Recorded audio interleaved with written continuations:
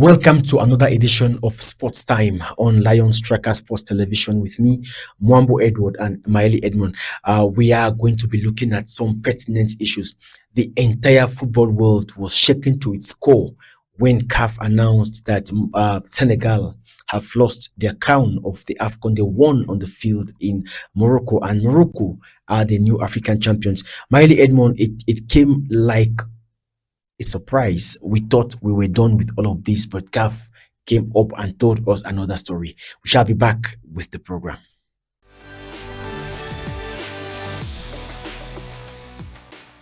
Edmond, we are starting our discussion this evening on LT Sports TV. We are broadcasting live from the Flexify Studios here in Molikoboya. When you and I heard about the fact that Morocco were now the African champions from the CAF disciplinary committee, we thought we were done with this saga. It is back and fresh. Yeah, it is back and fresh. We do know that there were rumblings still going on even after the CAF decision. The disciplinary council came out and were able to sanction players with financial fines for the federations and match suspensions. We thought that that would be able to satisfy and quench the matter. But beyond that, we still did know that Morocco was still into maneuvers, Bent on winning the AFCON. ensuring that they get the AFCON off the field. But we did not think that CAF was going to be able to subject themselves under such pressure, given the fact that there's a lot of PR, negative publicity that was going to be able to come based on that kind of decision. So the decision of the appeals committee for CAF actually came in as a shock to be able to see AFCON or any tournament in our lifetime go through these scandals. Although you and I, we witnessed what happened with Juventus in the Sierra, where they were stripped of Serie A titles. Serie A titles. But for continental championships like this, we've not been able to. It's happened before, and it's still with Morocco. In the AFCON in 1976 in Ethiopia, Morocco and Guinea had a similar problem, and Morocco were crown champions. It's like when Morocco is involved or when they have to win the AFCON, it has to be won on the green carpet. Yeah, I mean, there's a lot of controversy. I mean, if you go back to 2019, there was also an incident with Wydad Casablanca and Esperance de Tunis. You're right. Where the Moroccan team walked off and the referee declared Esperance de Tunis winners. CAF tried to overturn the decision, but at the Court of Arbitral Sport, Esperance de Tunis were declared winners. But I think overall, CAF has not been able to conduct themselves in any good light from when the incident happened that day at the finals to the subsequent communication to the decisions, and like everything that was decided by the CAF disciplinary commission was overturned by the appeals commission, and these are two commissions that belong to the same body. And Dr. Patrice Motsepe had a lot to say when he came out to react to this decision. It's fragilizing him as a person. It's fragilizing CAF as a body. And when you imagine that Patrice Motsepe is one of Africa's richest men, a man who has built a football legacy at Mamelodi Sundowns, what's happening? Why can't he be the man, the firm man, the successful businessman that we've known? Because at CAF, he's looking like he's been tossed around. Yeah, I mean, such institutions are usually there's a lot of political stakeholders that are lots of lobbying groups putting pressure here and there. We know for a fact that over the years, over decades, CAF has always been under the pressure from FIFA. Led Isaiah to always granted interviews and told of untold pressure that has always been put on CAF in order to be able to bend to the caprices of FIFA or UEFA. He stood his ground. And Motsepe has come in, I mean, being a global business person, and probably wanted a different approach in order to be able to build more liaison with UEFA and FIFA. And we've seen a certain number of decisions that have not really gone the way of Africa. We take the AFCON. The AFCON had to hold He's now even saying that he wants to move the AFCON to a 4-year tournament, and he's bent on that. He's not even given anyone the chance to even give reasons why that is wrong. We've heard Patrick Mboma, Claude-Marie Leroy, other African football stakeholders, Samuel Eto'o and others saying that what Mose Pay is doing at CAF is not the best. Yes, CAF has become more financially viable, but some of the decisions he's taken are not good. Now we know for a fact that the Chan is off. He's talking about the African Nations League. Nations League and then the AFCON every 4 years. Now we are seeing decisions taken left and right about the AFCON. Why can't he stand firm against Morocco? Apparently, Fawzi Lakjab, the Moroccan FA president, and the Moroccan government have something that CAF cannot withstand. We do know that Morocco has been able to bail out CAF on a number of instances, especially when it comes to hosting tournaments. You know that one of the biggest challenges for a confederation is to be able to have certainty when it comes to logistics, infrastructure, media, which they have, which Morocco has at any given time. They can be able to host any competition that they want. So that help probably is being used as leverage by the Moroccan government and the Moroccan Federation in order to be able to put a certain level of pressure on CAF to bend towards what they want to be able to do. But I mean, it's quite unfortunate that we saw these scenes, and we are still seeing these scenes, and we are still into it because the drama is still far from ending. Because Senegal have said this is not the end of it. They are going to the Court of Arbitration for Sports because for them, they are right. Now, let's listen to what Patrice Motsepe had to say. Then we look at whether that commission was right or wrong in their decision. I've been informed of the ruling by the CAF Appeals Board concerning the appeal by Morocco relating to the AFCON Morocco 2025 final match. And I previously expressed my extreme disappointment with the incidences that took place at the final match.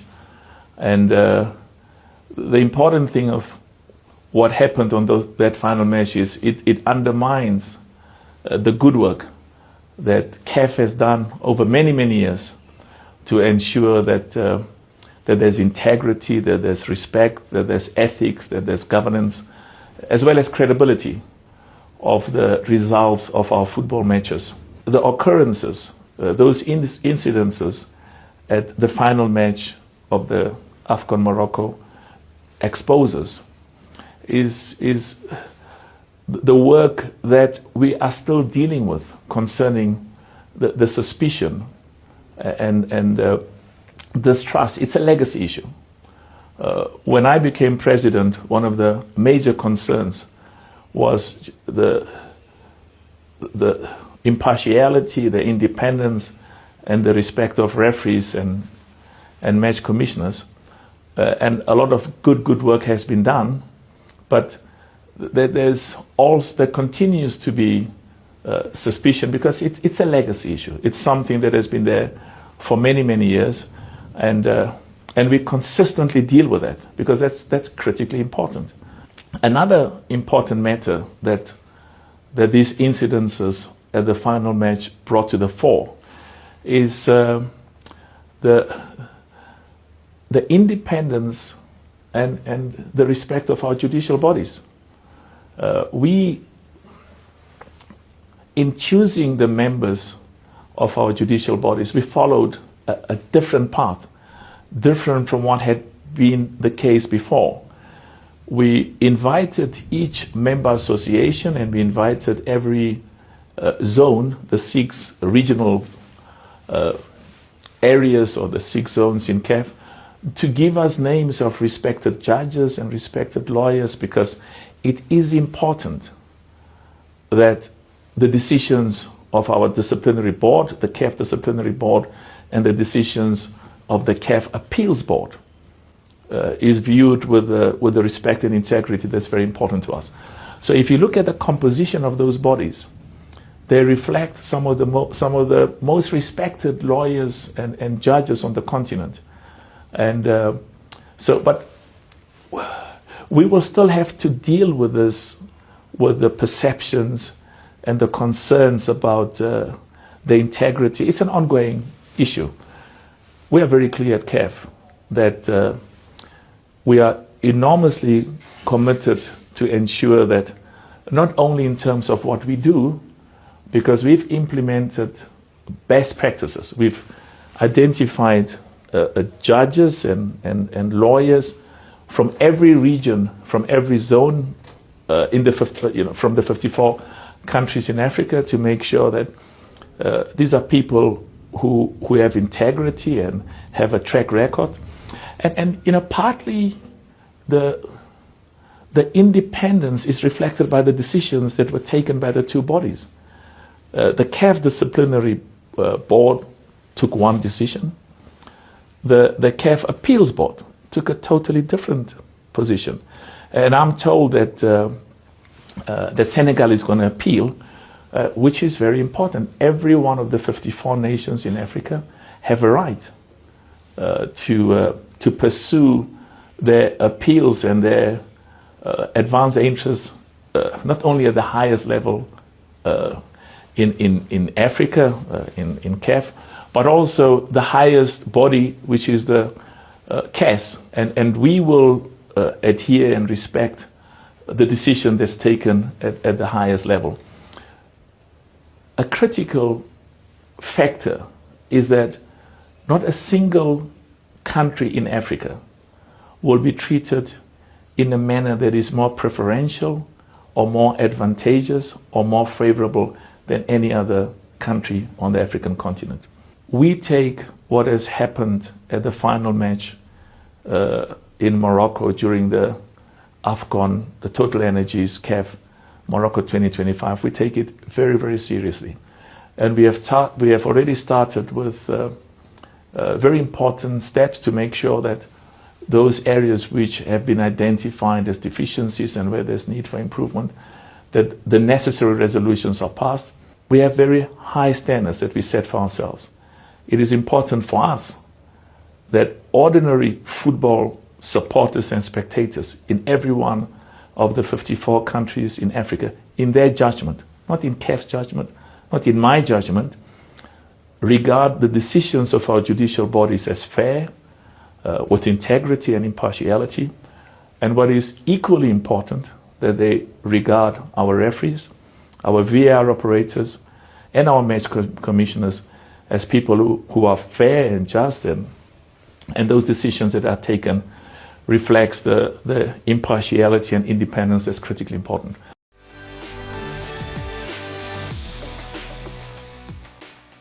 Welcome back to the program. This is Sports Time on Lion Striker Sports Television. Miley Edmond, haven't listened to what Dr. Patrice Motsepe has said. You feel like he's saying a lot but nothing, because he's tried to say lots of things, but he's not nailing the hammer on. He's not putting the nail on the coffin at the right spot. We are still asking ourselves. This game went to an end. Yes, there was a break. The break might have gone beyond the regular time, but the game continued and Senegal won. When you talk of abandon, it means the game did not continue, but the game actually continued to its end.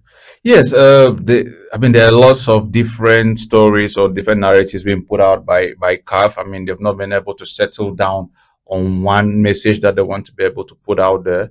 The first thing is Motsepe is trying to be able to put forward the fact that the various committees or commissions are independent and autonomous and should be respected, and should be saying that the issue of refereeing in Africa and probably match fixing is something he inherited, which I find scandalous. Yeah, so there's a lot of he finds himself in a certain level of turbulence. Definitely he's under a lot of pressure from external forces in order to be able to act in a particular way.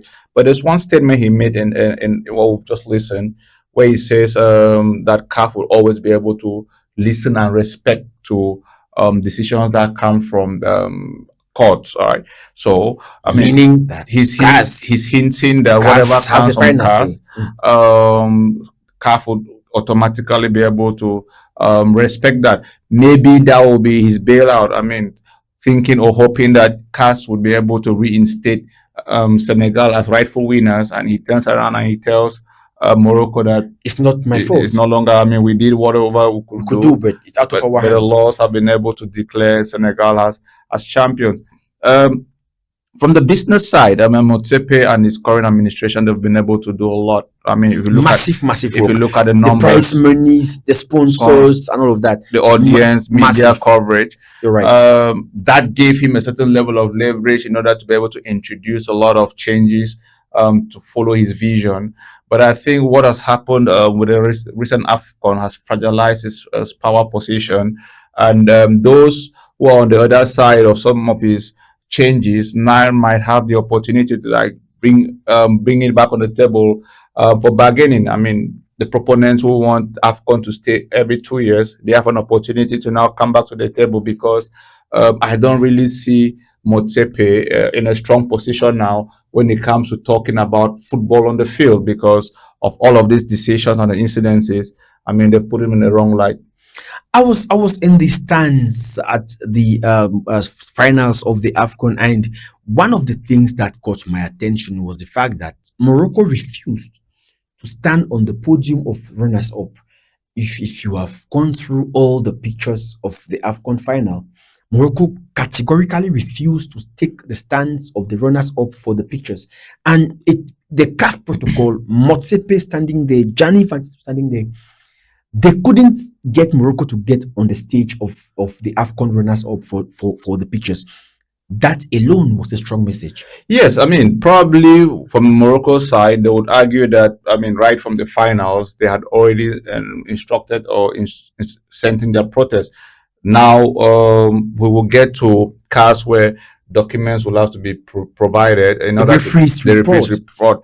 Had it been that Morocco had indicated protest that, oh, the game as normally should be just because Senegal has walked out of the pitch, that and that report carries that protest, it gives them the upper hand when they go to CAS. So again, we can only be able to wait for Senegal to be able to file in their protest at the Court of Arbitration of Sports, and then we now have access to whatever evidence both sides have, so that this can be put to bed. I mean, we do know that qualifiers for the next AFCON start in August, September, and nobody wants this to prolong. You cannot start another qualifying round for an AFCON when we do When not the know previous one is not the settled. winner has not been settled. So the quicker the better, so that we can be able to move on, because this has not been able to put African football in its good footing. Another problem that we have, Motsepe, from what we heard him say there, is that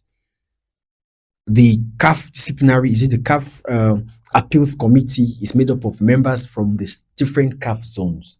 And the Central African zone, where Cameroon belongs to, is represented by a man from Djibouti. And he was quick to say that that decision from that committee, he is not part of it. Let's listen to him. Je suis Mohamed Roblé Jama, je suis avocat et je suis membre du jury d'appel de la Commission africaine de football. Mon nom circule sur Internet, comme quoi j'aurais participé à la prise de décision qui avait condamné l'équipe du Sénégal par un match forfait. Je tenais à préciser que je n'ai pas participé à cette audience, à cette commission qui a siégé et qui a statué sur le forfait qui a été déclaré à l'équipe du Sénégal. Mais je tenais à préciser et à dire à tout le monde que je n'ai pas participé à cette commission. Merci. Je voudrais apporter quelques éclaircissements sur la décision qui a été prise par la CAF, par la commission d'appel de la CAF. Je voudrais, en tant que président de la fédération djiboutienne de football, confirmer ici que la République de Djibouti n'est nullement concernée, car notre représentant au niveau de cette commission n'a pas été convoqué ni participé à cette réunion. Donc nous ne sommes ni l'appelant ni l'appelé. Donc la République de Djibouti n'est pas concernée cette décision. Miley Edmond, even the commission is not unanimous. As a member, who is saying that he's not part of that decision. So apparently, the decision itself is not looking right. I mean, he's trying to say he was not part of the decision making, but we do know that legally you don't need everybody to be part of a commission. I mean, there's that famous word, the quorum. As long as the The quorum quorum is is attained. attained, whatever They decisions take. take are binding, are legal. So he might have been able to withdraw himself from the decisions of the commission. But I think if the quorum was there, if majority of the members were there, I mean, legally holds. What does he intend to achieve when he comes out and says, I wasn't a part of it? Apparently, he's telling the world that it's a wrong decision. Oh, I mean, this is a power play actually going on now. I mean, people are positioning themselves. People are not looking at the now. People are looking at the long term. People are positioning themselves. People have their ambitions.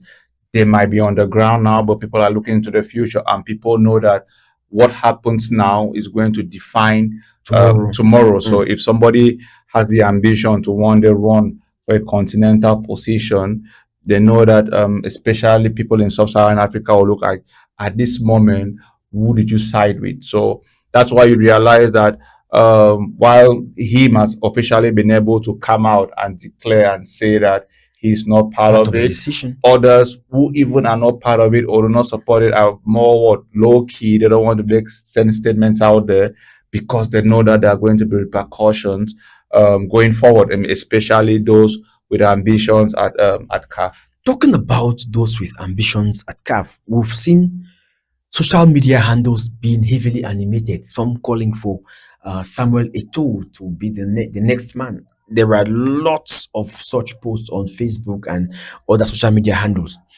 As a Cameroonian, as someone who has seen Eto'o run Fecafoot affairs, run football in Cameroon for the last 5 years and counting, would you make that call as well? No, I mean, from based on what I've seen, I mean, if you look at Samuel Eto'o, there are two sides to it. Does he have the personality and the charisma to lead a continental body like the CAF? Yes. Does he have the track record from the Federation of Cameroon Federation to run CAF? No, because we've not been able to see evidence. It's usually what they look at your performance in order to be able to determine if they gave you Cameroon to run and you did not succeed. Because let's keep emotions aside. If you look at what Motsepe has achieved, let's look at the numbers. Let's look at audience increase. Let's look at prize money. Let's look. I mean, things that have been able Affluent and all of that. affluent. You want to look at it from Cameroon's perspective. Our Can Eto'o do that? our championship goes for 9 month break, a period of 9 months without as a break. Clubs are crying Clubs are foul crying for their money, for their money. and he's not saying anything about that. We've not heard any substantial increase in sponsorship money for 5 6 seasons Kid now. sponsors moved from Puma without any publicity to 14 and one, or was it one or sport? We can't understand that. Yeah, so in terms of bringing in sponsors, we can't guarantee anything from it has Eto'o. not been able to come in. So if you look at him, his record, his performance on that area, you will now be able to say, can he be able to get to a higher position job and do what is expected? I don't think so. Does he have the charisma? Does he have the personality to in order to be able to lead? And I think a lot of people are looking at it more from who he is A as footballer. the footballer and his personality than and his proven management record. it doesn't tie, because a wonderful footballer is one who trains well, one who has a good lifestyle, one who has the talent. But a managerial role requires sound educational background, and then you add the personality and the charisma that you're talking about. But if you check Samuel Eto'o's educational background, to say that a man of his educational standing or standard should run Africa's highest football body is questionable.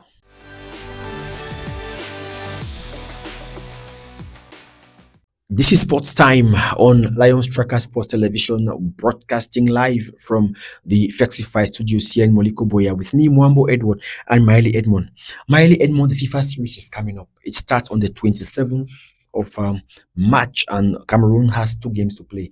One against Australia on the 27th, then against China on the 31st in Australia. The list of players called to camp, 27 of them called by David Bagu. 4 home-based players are in the list, but The surprise is the absence of some key players, notably Christian Basogok, notably Carlos Baleba, and the captain Nuhutolo. We are not talking about Zambo Angisa and Andre Onana, whom some might feel deserves to be in the team. But when I first saw the list, I was surprised, shocked by the absence of Baleba, who is not injured, by the absence of Nuhutolo, who is not injured, and by the absence of Basogok, who is scoring and assisting for his club, Al Agdud in Saudi Arabia. Yes, I mean it's quite surprising, given the fact that at the Afcon the praise that was associated with Pagu was the fact that he was able to assemble a team within 3 weeks, and they went on to play the quarterfinals at the Afcon, only to be eliminated by Morocco. And people were saying, "Oh, I mean, he came out, him, the federation." The narrative was that Something new is born something is that born. we can build on. We are now building, we are now reconstructing, we've gone back to basics, and we now want to be able to get Cameroon back to its glory days. So, yes, we do know that as Cameroon, we should be able to win every AFCON. So, we are in reconstruction, we are back to basics. And when you send out a narrative there as a coach, as a federation, we do expect that there should be a little bit of level of continuity. So, subsequent squads, 50% of the team has been changed. And when you talk about constructing or reconstructing, you would expect some consistency, that the team that made us dream, if at all we had to dream in the AFCON in Morocco, should have been the same team, if not 80%, to go to the FIFA series in Australia. yes, because I mean, the coach was talking about trying to give the opportunity to see as many players as possible, but you only get to that level when you've been able to establish a team, a philosophy, a game style, so that you can now test if people can fit into it. The most shocking of the list is that the key captains, Basogok is not there, no No Tolo is Tolo. not there. So who transmits the Message of vision, the the coach. message of the coach, or the spirit of the national team? Who's there like that senior figure that welcomes and introduces the many new players into the national team, in terms of the culture, in terms of the guidelines. So you'd find that there's a lot of newness that has been brought in, and it's going to be, I mean, they're sending out a second different message now. The first was reconstruction. The current one now is they want to be able to test New players. new players. So if we can be able to relate it, I mean, we are in Boya. There's a lot of construction that goes on in Boya. So it's like somebody tells you that they want to build a story building, and they say, "Oh, the past materials were not good enough, so Everything is swept aside, we and then want you now start from fresh again." yes, we want to start buying this kind of quality of cement, this kind of quality of rod."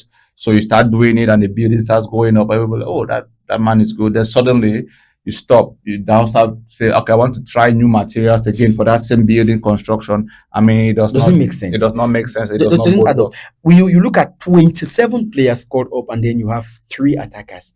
That too is another curious point, because Cameroon struggled for goals in the last couple of matches they've played. Against Morocco in the AFCON, we had almost no shot on target. And then you bring in 3 strikers. It's still Etai Young, it's still Michel Kofan. And then young Angel Yonjo Mata, who is playing in an academy in France. He's playing for Lille's second team. Yes, we've seen Angel Yonjo with the under 17s, with the under 20s, People with but the national team. he is still playing in an academy in France. You bring him in, and then you see a player playing for the French League One, Aruna Jibrin, being called. He has played over 29 games for Angers with goals and assists.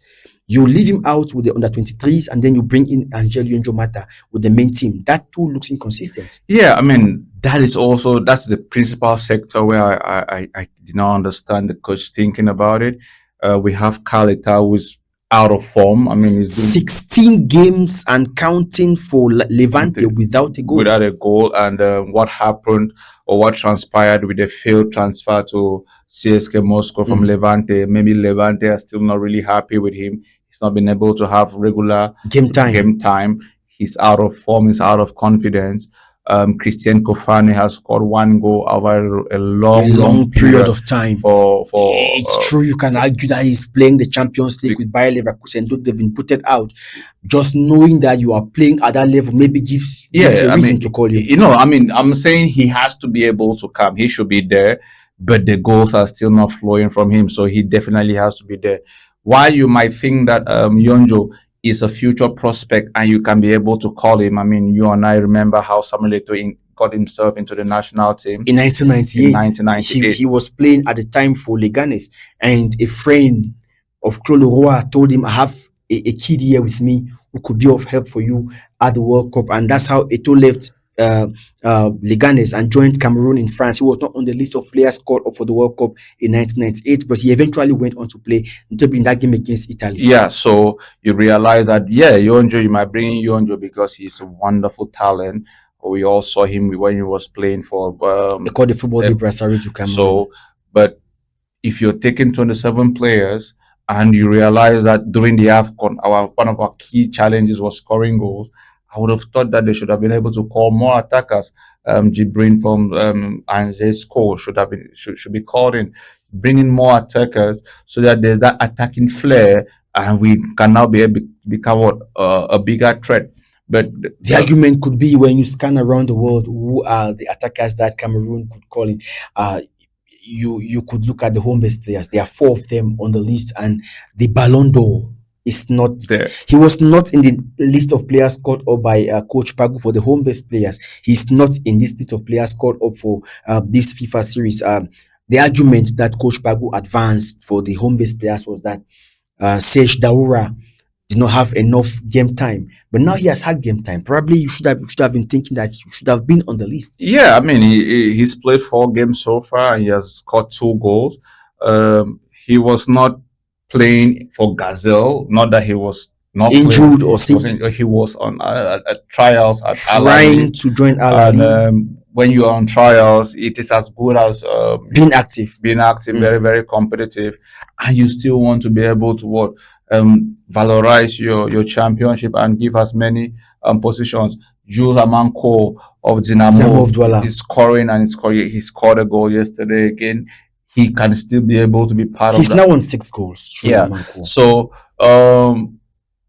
they would always argue that we can always be able to evaluate the performance of a coach and a team after the games have been played. I mean, Friday is not far for the first game against Australia, but I still think that we've gone back to the drawing board. And we keep going back to the drawing After board the because AFCON, Pagu's arrival took us to the drawing board. Pagu's continuation is still taking us back to the drawing board. because after the AFCON, there was that feeling like, oh, okay, he started at the drawing board, but we are now seeing the picture that he's trying to be able to paint. But now he's stopped, he's cancelled everything. Could we call Cameroon's AFCON performance under David Pagu a flash in the pan? Or let's wait for the FIFA series. We first. only can be able to wait and see and take into consideration that it is the FIFA series is simply a competitive friendly. The FIFA is trying to be able to extend prepare teams for the World Cup. Would Australia be able to take it? China has not qualified for the World Cup. So we are really going to be able to start judging how well Cameroon can be able to play when we get into competitive games with the AFCON qualifiers that start in August, September. Now we are just trying to be able to see how well the team is rehearsing or fine-tuned. If there's going to be continuity from what the glimpses we saw during AFCON, that is left to be seen as on Friday. Okay, let's look at the team that has been called up by David Pagu. Davis Roger Epasimboka is there, the goalkeeper. Blondina Nunko has been in the team, but he's coming back. He left Stoke City in the English second tier to sign for US Boulogne in the French second tier. Simon Kapandembo has kept over 8 clean sheets for Montpellier in the French second tier. Good addition, or you say he's been around and probably looking to the future. And then there is Husseini Usmanu, the goalkeeper of Gazelle FA of Garoua, who has been chosen. There is an argument here that the best goalkeeper now in Cameroon, home-based goalkeepers, is goalkeeper Haji Aliu of AS Fortuna Mfu. But Pagu has chosen Hussein Usmanu of Gazelle. Hussein, Husseini Usmanu has kept 4 clean sheets against 6 for Aliyu Haji. What is the logic? I mean, and we do know that even before Pago's call up, Hosseini has been frolicking around the national team. So you realize that maybe coaches have a different philosophy. There's a number of criteria that they use in order to be able to call up players, team cohesion, team bonding, and And there could be other and reasons there could be that other reasons. you and I might not lay our Might not hands be on able to right know, away. but Hosseini has the opportunity to now be able. My thing is there should be a certain level of consistency. It's not about calling this play. What's happening to Marcelin Babi Buyane, the goalkeeper of Cotonsport of Garua? He's been in the national team over the last couple of years, and you would have been thinking that for consistency's sake, if a home-based goalkeeper is supposed to be called up, apart from what we are seeing right now, it should be the one. What's happening to Simon Omosola Mosola. Lotti Major, who has been there completely now dropped by Pago? Major was at the AFCON. What's happening? So that's where the problem lies. I mean, we would know that Edward Sombank's non Columns convocation problems. is about Colon's problems, but there has to be a certain level of consistency. Major was playing the CAF Champions League for St. Eloi Lupopo, and to see him being dropped inexplicably. So there are lots of questions, but again, the coach is put there in order to be able to make His decisions. tough decisions, and we are here only to be able to Analyze those analyze the decisions. decisions and wait to To see see what results. happens. If results go the way the coach wants, I mean, he wins the day. Defenders Samuel Junior Koto from Stade Reims, Emmanuel Mungang Agon, a new one as well, coming from Las Crona Bulls. The former Victoria United. Former defender, now play in the Swedish second tier. He is a surprise because we've not really seen what he's been able to produce at his new club, but the coach has seen already. Of course, the coaches have their eyes. Justin Chatra was left out from the AFCON squad. He's been brought back now. Chamadu, who was the AFCON right back, was injured. He has regained fitness. He is playing back for his club to City. But this time around, the coach opted to leave him out. Olivier Kandem is coming from Levski Sofia in the Bulgarian top flight. First call up for him. Stefan Paul Keller plays his club football for Al Ittihad in Saudi Arabia. New player for Al Ittihad. Already got a goal for them. Great prospect. Abubakar Mohamadu Nagida, who is playing his club football for Rennes. Under the new coach, he has blossomed, played every game, played every minute, gotten himself into real game time again. Then there is Serge Valéry Elundunjomo, who plays for Panthers Sportif of Ndé, one of the 4 home base players. Kevin Kiben Biancolo, 1 game in the last 7 games for Watford in the English second tier, but the coach feels that he deserves to be in the team. Darlene Zidane Yongwangamini, top player for Lorient in the French Ligue 1, playing every game for them as left back. And then there is Che Fondo Malone, who comes from USM Alger, these days coached by Lamine Diaye, the former coach of Cotonsport of Garua. For the midfielders, Seydou Aliou Mubarak is back in the team.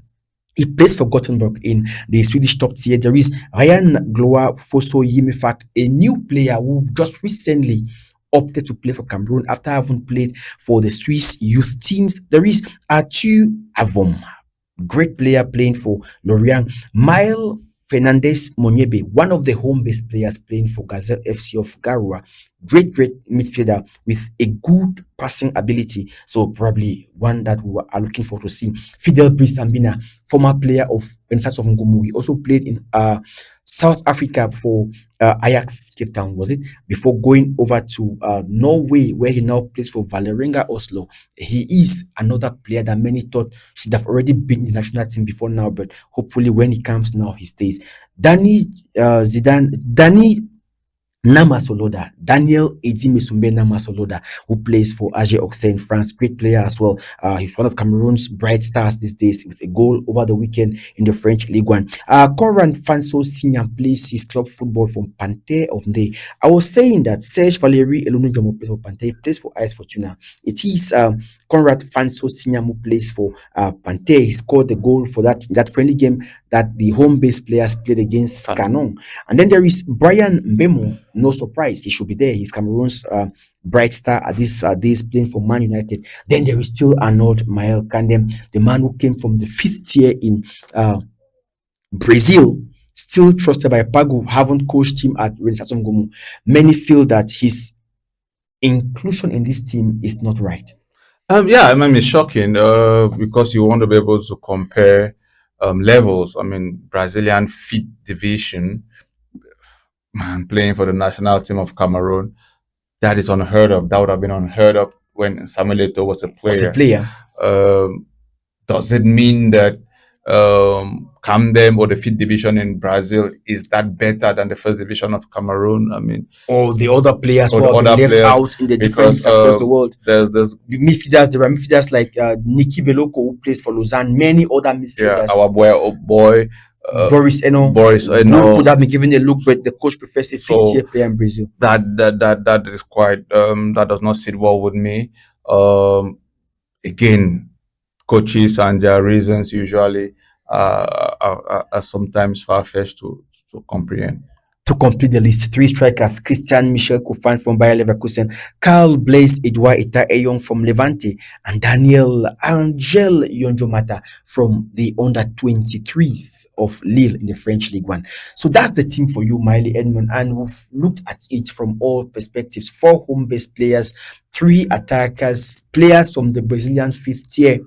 But let's leave it all to time. Let's see what Pagu has.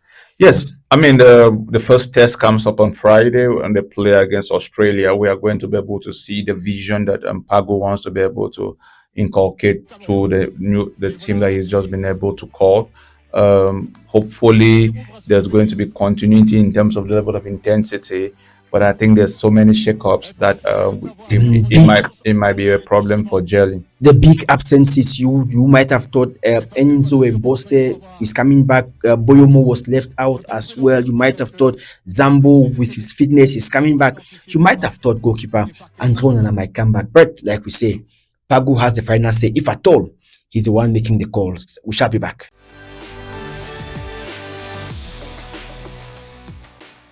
If you are just tuning in, you are on Lion Striker Sports Television and the program is Sports Time.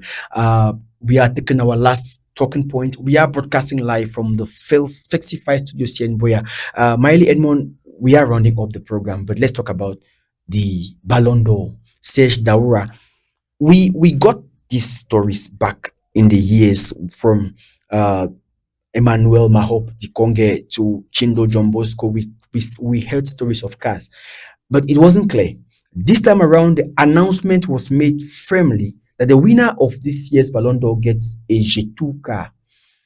Serge Daoura's car is still on the way, and it's been months, or is it weeks after the Ballon d'Or ceremony that was full with color and glamour.